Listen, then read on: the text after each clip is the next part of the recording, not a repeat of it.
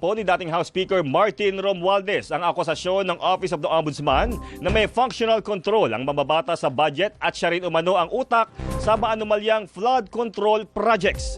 Sa inilabas sa pahayag, bumuelta ang tagapagsalita ni Romualdez na si Attorney Elaine Atienza at iginiit na dapat iwasan ng mga otoridad ang pagbuluktot sa katotohanan. Binigyan din ni Atienza na hindi iisang tao, opisina o institusyon ang gumagawa ng pambansang budget at talong hindi anya ito kayang diktahan o kontrolin ng dating House Speaker. Dagdag ni Atienza, nagsimula ang pagbuo ng national budget sa ehekutibo sakay sinasalang sa deliberasyon ng komite at plenaryo ng Kamara.